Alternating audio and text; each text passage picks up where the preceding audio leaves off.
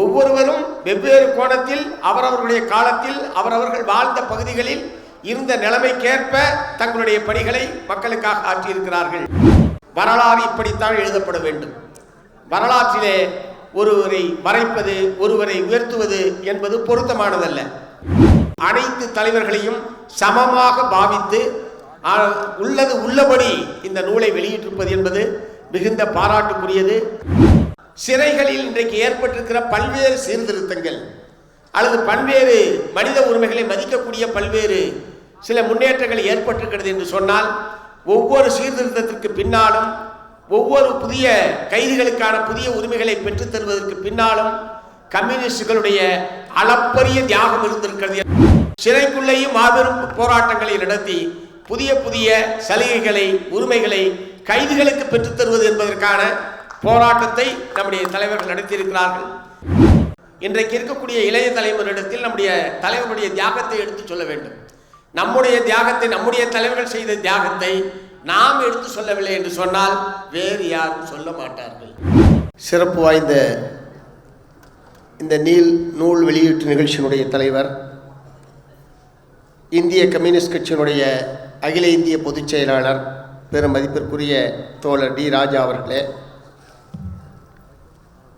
நூலை வெளியிட்டு சிறப்பானது ஒரு உரையாற்றி அமர்ந்திருக்கக்கூடிய தமிழ்நாட்டினுடைய நிதியமைச்சர் பெரும் மதிப்பிற்குரிய தங்கம் தென்னரசு அவர்களே, நூலினுடைய முதல் தொகுதியை பெற்றுக்கொண்டு உரையாற்ற காத்திருக்கிற தபத்திரு குன்றக்குடி பொன்னம்பல அடிகளார் அவர்களே, இரண்டாம் தொகுதியை பெற்றுக்கொண்டு உரையாற்ற அமர்ந்திருக்கக்கூடிய பெருமதிப்பிற்குரிய கவி பேரரசு வைரமுத்து அவர்களே,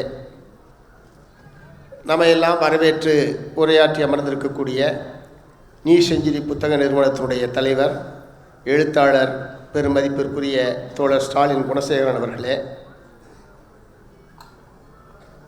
வாழ்த்துறை வழங்க இருக்கிற இந்திய கம்யூனிஸ்ட் கட்சியினுடைய மாநில செயலாளர் பெருமதிப்பிற்குரிய தோழர் முத்தரசன் அவர்களே, நிறைவாக நன்றி கூற இருக்கிற நீ செஞ்சிரி புத்தக நிறுவனத்தினுடைய மேலாண்மை இயக்குனர் அருமை தோழர் கா சந்தானம் அவர்களே, அரங்கம் முழுவதும் நிறைந்திருக்கக்கூடிய அன்பிற்குரிய தோழர்களே, உங்கள் அத்தனை பேருக்கும் மார்க்சிஸ்ட் கம்யூனிஸ்ட் கட்சியின் சார்பில் முதற்க என்னுடைய பணிவான வணக்கத்தினையும் வாழ்த்துக்களையும் தெரிவித்துக் கொள்கிறேன். இந்த காலத்தோறும் கம்யூனிஸ்டுகள் என்கிற இந்த நூல் மிகச் சிறப்பான முறையிலும் காலத்திற்கும் அது அழியாமல் இருக்க வேண்டும் என்கிற நோக்கத்தோடும் அச்சிடப்பட்டிருக்கிறது. அழகாகவும் தரமாகவும் அச்சிட்ட நீ செஞ்சிரி புத்தக நிறுவனத்திற்கு முதலில் என்னுடைய பாராட்டுக்கள். இரண்டாவது, இந்த 100 தலைவர்கள் சம்பந்தமாகவும் அவருடைய புகைப்படங்கள் எல்லாம் பலதும் இருக்கலாம், இல்லாமலும் போயிருக்கலாம். அவை அனைத்தையும் வண்ணத்தில், அன்பினுடைய கைவண்ணத்தில் மிகச் சிறப்பான முறையில் வரையப்பட்டு அது அச்சிடப்பட்டிருக்கிறது. அதற்காக ஓவியர் அன்புக்கு என்னுடைய நெஞ்சம் நிறைந்த பாராட்டுக்களை முதலில் நான் தெரிவித்துக் கொள்ள விரும்புகிறேன். இந்த மாதிரியான கம்யூனிஸ்ட் மறைந்த தலைவர்கள், வாழுகிற தலைவர்கள், மக்களுக்காக உழைத்த தலைவர்கள் சம்பந்தமாக பதிவு செய்வது என்பது நம்மிடம் மிக குறைவாக இருக்கிற ஒரு காரியம். பல தலைவர்களை பற்றிய ஆவணங்கள் நம்மிடம் இல்லாமல் கூட இருக்கிறது. சில நேரங்களில் அவருடைய நினைவு நாளை ஒற்றி தேடுகிற போதுதான் அவர்களை பற்றி போதுமான அளவுக்கு நம்மிடம் விவரம் இல்லை என்கிற நிகழ்வுகள் எல்லாம் நம்முடைய அவ்வப்போது நாம் உரையாடி கொண்டிருக்கிறோம். இத்தகைய சூழ்நிலையில் எந்த காலத்திலும் உடனடியாக எடுத்து ஆதாரங்களோடு பேசுவதற்கான, எடுத்துச் சொல்வதற்கான ஒரு நல்ல வாய்ப்பாக இந்த காலந்தோறும் கம்யூனிஸ்டுகள் என்கிற நூல் தொகுதி, இப்போது 2 தொகுதி என்பது வந்திருக்கிறது. தோழர் முத்தரசன் அவர்கள் குறிப்பிட்டார்கள் 10 தொகுதிகள் வரை இருக்கிறது என்று அவர் சொல்லியிருக்கிறார். முதல் கட்டமாக இந்த 2 தொகுதிகள் என்பது வந்திருக்கிறது என்று சொல்லி, ஆகவே 10 தொகுதிகளும் அதற்கு மேலாக கூட வெளியிட வேண்டிய அவசியம் என்பது இருக்கலாம். ஏனென்றால் ஒரு 100 ஆண்டுகள் கடந்திருக்கிற இயக்கத்தில் பணியாற்றிய தலைவர்கள், தோழர்கள், தியாகிகள் இவர்கள் அனைவரை பற்றியும் தொகுப்பது என்பது பல தொகுதிகளாக வெளிவருவதற்கான எல்லா விதமான வாய்ப்புகளும் இருக்கிறது என்பதை நான் சொல்ல விரும்புகிறேன். ஆகவே ஒரு மாபெரும் காரியத்தை, மகத்தான செயலை இந்திய கம்யூனிஸ்ட் கட்சி, நீ செஞ்சுரி புக்கஸ் நிறுவனம் இதை செய்திருப்பதற்காக மார்க்சிஸ்ட் கம்யூனிஸ்ட் கட்சியின் சார்பில் நெஞ்சார்ந்த மனமார்ந்த பாராட்டுக்களை நான் முதலிலே இங்கே பதிவு செய்ய விரும்புகிறேன். இந்த நூல் தொகுதியை அனைவரும் வாங்கி படிக்க வேண்டும். ஏனென்றால் இங்கே மகாத்மா காந்தியை பற்றி ஐன்ஸ்டீன் சொன்னதை இங்கே குறிப்பிட்டார்கள். அதை போலவே தான் இதிலே குறிப்பிட்டிருக்கிற ஏராளமான தலைவர்கள் இப்படி வாழ்ந்தார்களா என்று இன்றைய தலைமுறையே நம்பாத அளவுக்கு பிரமிக்கத்தக்க ஒரு வாழ்க்கை வரலாற்றை நம்முடைய கவிஞர் ஜீவபாரதி அவர்கள் மிகுந்த சிரமப்பட்டு தொகுத்திருக்கிறார்கள். உண்மையிலேயே மிகப்பெரிய வருத்தம் என்னவென்று சொன்னால், இன்றைக்கு கவிஞர் ஜீவபாரதி அவர்கள் இந்த நிகழ்ச்சியிலே கலந்து கொள்ள முடியாமல் போனது மிகப்பெரிய வருத்தத்துக்குரிய ஒரு விஷயம். அவருடைய உடல்நிலை எப்படியாவது அவர் உடல்நலம் பெற்று இந்த நிகழ்ச்சியில் கட்டாயம் கலந்து கொள்வார் என்கிற மிகப்பெரிய நம்பிக்கையிலே தான் என்னை போன்றவர்களெல்லாம் இருந்தோம். இருந்தாலும் மருத்துவர்களுடைய அறிவுரை காரணமாக அவரும் இந்த நிகழ்ச்சியிலே பங்கேற்க முடியாமல் போனது மிகப்பெரிய வருத்தத்துக்குரிய விஷயம். எப்படி இருப்பினும் அவருடைய பணிகள் மூலமாக, இந்த நூலை தொகுத்திருப்பதன் மூலமாக இன்றைக்கு அவர் வரவில்லை என்றாலும் என்றென்றும் நம்முடைய மனங்களில் வாழக்கூடிய ஒரு தகுதியை அருமை தோழர் கவிஞர் ஜீவபாரதி அவர்கள் பெற்றிருக்கிறார்கள் என்பதை நான் இங்கே குறிப்பிட்டு சொல்ல விரும்புகிறேன். இந்த நூலை படிக்கிற போது யார் படித்தாலும் மிகப்பெரிய ஆச்சரியமாக இருக்கிற விஷயம் என்னவென்று சொன்னால், இத்தனை முறை தடை செய்யப்பட்ட வேறொரு அரசியல் இயக்கம் இந்தியாவில் கிடையாது. சுதந்திரத்திற்கு முன்பும் சுதந்திரத்திற்கு பிறகும் பல முறை தடை செய்யப்பட்ட ஒரு கட்சியாக இந்திய கம்யூனிஸ்ட் கட்சி என்பது இந்தியாவிலே இருந்திருக்கிறது. இரண்டாவது, கடுமையான அடக்குமுறை, சிறை, சித்திரைவதை, தலைமறைவு, இதற்கு மத்தியிலே தான் நம்முடைய தோழர்கள் பணியாற்றியிருக்கிறார்கள் மக்கள் மத்தியில். இந்த அளவுக்கு அடக்குமுறையை, சிறையை வேறொரு இயக்கம் ஏதாவது இந்தியாவில், தமிழகத்தில் ஏதாவது எதிர்கொண்டிருக்குமா என்று யோசித்து பார்த்தால் எதுவுமே இல்லை என்று என்னால் உறுதியாக சொல்ல முடியும். ஆகவே இவ்வளவு தடைகளையும் தாண்டித்தான் இந்திய கம்யூனிஸ்ட் இயக்கம் என்பது இந்தியாவிலே வளர்ந்திருக்கிறது, செயல்பட்டு வந்திருக்கிறது என்பதை நாம் பெருமையோடு இன்றைய தலைமுறைக்கு எடுத்து சொல்ல வேண்டும். அதை போலவே இன்றைக்கு தான் உண்டு தான் வேலை உண்டு என்று இருப்பவர்கள் தான் பெரும்பகுதியானவர்கள். அப்படி இருப்பவர்கள் தான் நல்ல மனிதர்கள் என்கிற கருத்தாக்கம் கூட சமூகத்திலே இருக்கிறது. ஊர் வம்ப பூரா இழுத்து போட்டுக்கிட்டு யாராவது செஞ்சுக்கிட்டு இருந்தான்னு வச்சுங்க, அவனை யாரும் நல்லவனெல்லாம் சொல்கிறது கிடையாது. ஊர் வம்பெல்லாம் இழுத்துக்கிட்டு வந்திருக்கான் பாரு என்ற முறையில் தான் சொல்லுவாங்க. ஆகவே தான் உண்டு தன் வேலை உண்டு என்று ஒரு பகுதியினர், பெரும்பகுதியில் இருக்கக்கூடிய காலத்தில் எல்லாவற்றையும் மக்களுக்காக அர்ப்பணிப்பது, உடல், பொருள், ஆவி அத்தனையையும் மக்களுக்காக அர்ப்பணிப்பது என்பது இந்த இதில் இடம்பெற்றிருக்கக்கூடிய எல்லா தலைவர்களுக்கும் பொருந்தும். தங்களுடைய சொந்த வாழ்க்கையை பற்றி கடுகளவும் சிந்திக்காமல் மக்களுக்காகவே தங்களை முழுமையாக அர்ப்பணித்துக் கொள்வது, அதனால் ஏற்படக்கூடிய விளைவுகள் எதுவாக இருந்தாலும் அவை அத்தனையையும் தாங்கிக் கொள்வது என்கிற முறையிலே தான் அந்த தலைவர்கள் அனைவரும் வாழ்ந்திருக்கிறார்கள். இன்றைக்கு நம்மோடு வாழ்ந்து கொண்டிருக்கிற அருமை தோழர் ஆர்என்கே மட்டும்தான் அதில் இருப்பதிலே உயிரோடு இருக்கக்கூடிய தலைவர் பற்றி இருக்கக்கூடிய இந்த 100 தலைவர்களில் மீதி 99 பேரும் நம்முடைய மக்களிடையே பணி செய்து வாழ்ந்து மறைந்திருக்கிறார்கள், அல்லது தியாகிகளாக காவல்துறையினால் சுட்டுக் கொல்லப்படுவது, பல்வேறு அடக்குமுறையின் காரணமாக உயிரிழப்பது போன்ற தியாகிகளாக நம்மிடையே வாழ்ந்து மறைந்திருக்கிறார்கள். ஆகவே இதில் மற்றொரு சிறப்பம்சம் என்னவென்று சொன்னால், மார்க்சிஸ்ட் கம்யூனிஸ்ட் கட்சியாக பிரிந்ததற்கு பிறகும் ஒன்றுபட்ட கம்யூனிஸ்ட் கட்சியில் பணியாற்றிய தலைவர்கள், பிறகு பிரிந்ததற்கு பிறகு மார்க்சிஸ்ட் கம்யூனிஸ்ட் கட்சியிலே பணியாற்றி அகில இந்திய அளவில், மாநில அளவில் பெரும் தலைவர்களாக இருந்தவர்கள் உட்பட எந்த விதமான பாரபட்சமும் இல்லாமல் அனைத்து தலைவர்கள் சம்பந்தமாகவும் இதிலே பதிவு செய்யப்பட்டிருப்பது என்பது மற்றொரு சிறப்பு என்பதை நான் இங்கே பெருமையோடு குறிப்பிட விரும்புகிறேன். வரலாறு இப்படித்தான் எழுதப்பட வேண்டும். வரலாற்றிலே ஒருவரை மறைப்பது, ஒருவரை உயர்த்துவது என்பது பொருத்தமானதல்ல.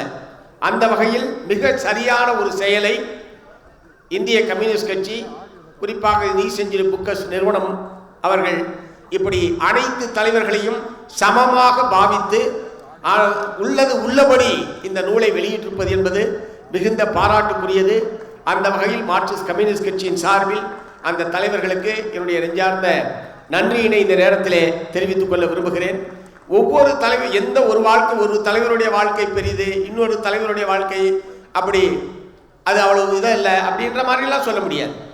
ஒவ்வொருவரும் வெவ்வேறு கோணத்தில் அவரவர்களுடைய காலத்தில் அவரவர்கள் வாழ்ந்த பகுதிகளில் இருந்த நிலைமைக்கேற்ப தங்களுடைய பணிகளை மக்களுக்காக ஆற்றியிருக்கிறார்கள் என்பதை மிகச்சிறப்பாக பதிவு செய்து இந்த நூல் என்பது வந்திருக்கிறது. இந்த நூல் தமிழ்நாடு முழுவதும், அது கம்யூனிஸ்ட் இயக்கத்தை சார்ந்தவர்கள் மட்டுமல்ல,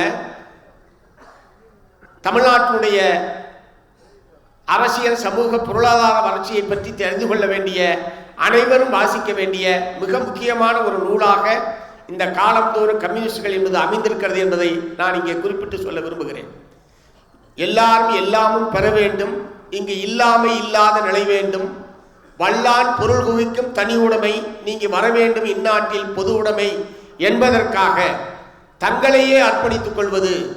அதே மாதிரி இதில் படிக்கும்போது தான் சிறைகளில் இன்றைக்கு ஏற்பட்டிருக்கிற பல்வேறு சீர்திருத்தங்கள் அல்லது பல்வேறு மனித உரிமைகளை மதிக்கக்கூடிய பல்வேறு சில முன்னேற்றங்கள் ஏற்பட்டிருக்கிறது என்று சொன்னால், ஒவ்வொரு சீர்திருத்தத்திற்கு பின்னாலும் ஒவ்வொரு புதிய கைதிகளுக்கான புதிய உரிமைகளை பெற்றுத் தருவதற்கு பின்னாலும் கம்யூனிஸ்டுகளுடைய அளப்பரிய தியாகம் இருந்திருக்கிறது என்பதை நம்மால் உணர்ந்து கொள்ள முடியும். ஆகவே வெளியிலே இருக்கிறோமா உள்ளே இருக்கிறோமா என்பதல்ல பிரச்சனை. எங்கே இருந்தாலும் அது மக்களுக்காக நம்மை நாம் அர்ப்பணித்துக் கொள்வது என்பதைத்தான் நம்முடைய தலைவர்கள் சிறைக்குள்ளே வருடக்கணக்காக அடைந்து கிடைந்த போதும் சிறைக்குள்ளேயும் மாபெரும் போராட்டங்களை நடத்தி புதிய புதிய சலுகைகளை உரிமைகளை கைதிகளுக்கு பெற்றுத் தருவது என்பதற்கான போராட்டத்தை நம்முடைய தலைவர்கள் நடத்தியிருக்கிறார்கள். இன்னமும் கூட சிறைகளிலே ஏராளமான சீர்திருத்தங்கள் செய்ய வேண்டியிருக்கிறது. நான் 8 வழிச்சாலைக்கான போராட்டத்தில் ஈடுபட்டு சேலம் சிறையில் அடைக்கப்பட்டிருந்த போது அங்கே கழிப்பறைகளுக்கு கதவுகள் கிடையாது. எல்லா சிறையிலுமே கதவுகள் கிடையாது.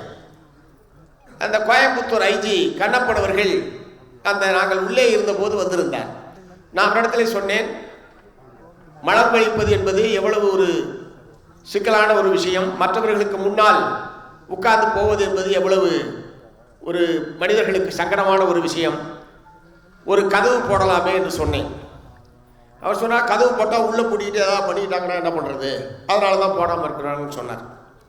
நான் சொன்னேன், நீங்கள் முழு கதவு போட வேணாம், உட்காந்து தான் போக போகிறாங்க, யாரும் நின்றுட்டு போக போகிறது இல்லை.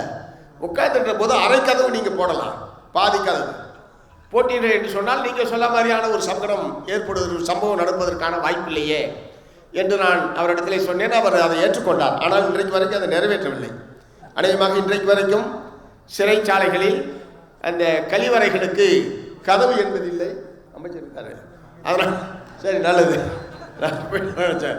அதனால் அமைச்சர் அவர்களும் இங்கே இருப்பதனால் அதை பரிசீலிக்க, எனக்கு அவர்களும் மனிதர்கள் தானே, கைதிகளாக இருந்தாலும் குற்றவாளிகள் குற்றத்திலே தண்டனை பெற்றிருந்தாலும் அவர்கள் மனிதர்கள் என்கிற முறையில், மனிதர்களுக்கான எல்லா உணர்வுகளும் அவர்களுக்கும் இருக்கிறது என்கிற முறையில் இதை தமிழ்நாடு அரசாங்கம் பரிசீலிக்க வேண்டும் என்று நான் மெத்த பணிவோடு இந்த நேரத்திலே கேட்டுக்கொள்ள விரும்புகிறேன். இது எல்லாருக்குமான எல்லா சிறைகளிலும் இதை செய்ய வேண்டும். அந்த மாதிரியான அசம்பாவிதங்கள் எதுவும் நடந்துவிடக்கூடாது என்கிற எச்சரிக்கை நியாயமானது.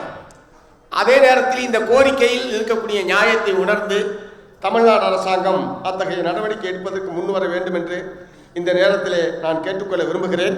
அதை போலவே நம்முடைய தோழர்கள் இதை படிப்பது மட்டுமல்ல, பரவலாக்க வேண்டும். இன்றைக்கு இருக்கக்கூடிய இளைய தலைவரிடத்தில் நம்முடைய தலைவருடைய தியாகத்தை எடுத்து சொல்ல வேண்டும். நம்முடைய தியாகத்தை, நம்முடைய தலைவர்கள் செய்த தியாகத்தை நாம் எடுத்து சொல்லவில்லை என்று சொன்னால் வேறு யாரும் சொல்ல மாட்டார்கள்.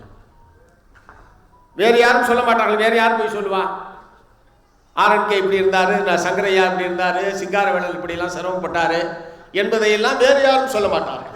ஆகவே நான் இங்கே வந்திருக்கிற ஆயிரக்கணக்கான தோழர்களுக்கு மட்டுமல்ல, தமிழ்நாடு முழுவதும் இருக்கக்கூடிய நம்முடைய தோழர்களுக்கு என்னுடைய அன்பான வேண்டுகோள், இதை நீங்கள் படிப்பது மட்டுமல்ல, தமிழ்நாடு முழுவதும் வாய்ப்பு இருக்கிற இடத்திலெல்லாம் நம்முடைய தோழர்களுடைய தியாகத்தை, சிறை கொடுமைகளை அனுபவித்ததை, அடக்குமுறையை தாங்கிக் கொண்டதை, அவர்கள் எப்படி கடுமையான வறுமையிலும் மக்களுக்காக தங்களை அர்ப்பணித்துக் கொள்வது, சமரசமற்ற போராட்டத்தை வாழ்நாள் முழுவதும் நடத்தி இருக்கிற அந்த மாபெரும் சாதனைகளை எல்லாம் தமிழ்நாடு முழுவதும் இருக்கக்கூடிய மக்கள் மத்தியில் எடுத்துச் செல்வதற்கான பணியில் உங்களை நீங்கள் அர்ப்பணித்துக் கொள்ள வேண்டும்.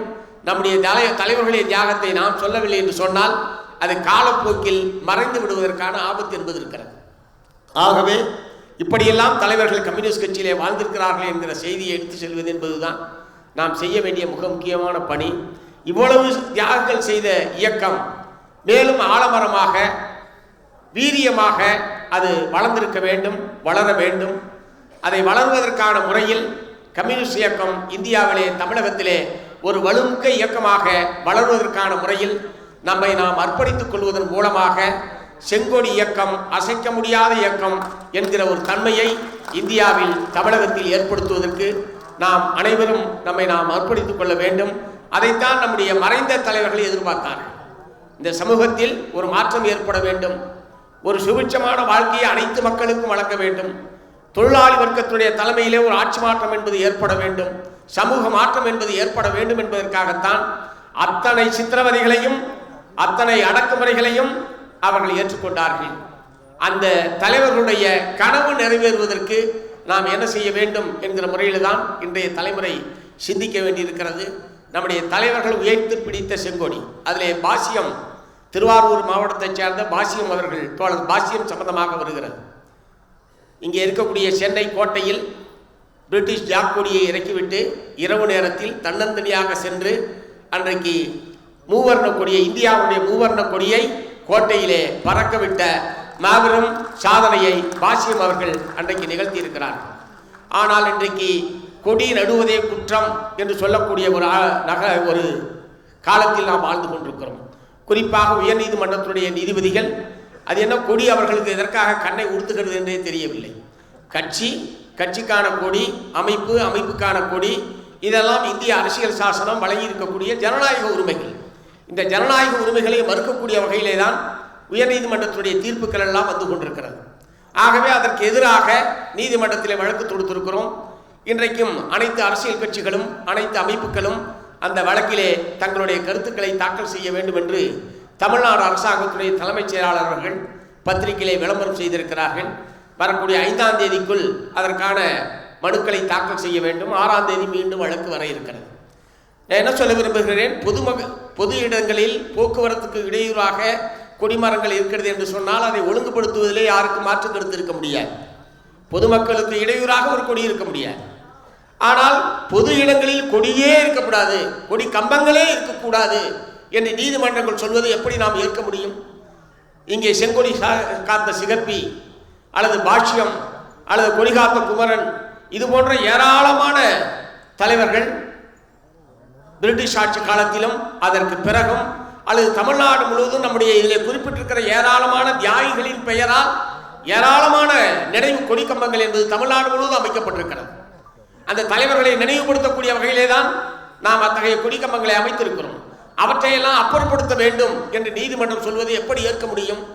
ஆகவே இந்த பிரச்சனையில் தமிழ்நாட்டில் உள்ள அனைத்து கட்சிகளும் அனைத்து அமைப்புகளும் இதை முறைப்படுத்த வேண்டுமே தவிர அப்புறப்படுத்த வேண்டும் என்பதை ஏற்க கூடாது என்கிற முறையில் அந்த நீதிமன்ற உத்தரவுக்கு எதிராக வலுவாக நின்று வாதாட வேண்டும். அதன் மூலமாக நம்முடைய முன்னோர்கள் உயர்த்தி பிடித்த செங்கொடியை, நம்முடைய முன்னோர்கள் உயர்த்தி பிடித்த கொடியை தாளவிடும் என்கிற முறையில் நம்ம அழுத்தமான நம்முடைய தலையீடு என்பது அதில் தேவைப்படுகிறது என்பதை இந்த நேரத்திலே சொல்லி, இப்படிப்பட்ட ஒரு சிறப்புமிக்க நிகழ்ச்சியை ஏற்பாடு செய்திருக்கிற நம்முடைய இந்திய கம்யூனிஸ்ட் கட்சியினுடைய மாநில குழுவுக்கும் நீசெஞ்சிரி புத்தக நிறுவனத்திற்கும் என்னுடைய மீண்டும் ஒரு முறை என்னுடைய நன்றியினையும் பாராட்டுகளையும் தெரிவித்து நிறைவு செய்கிறேன். வணக்கம்.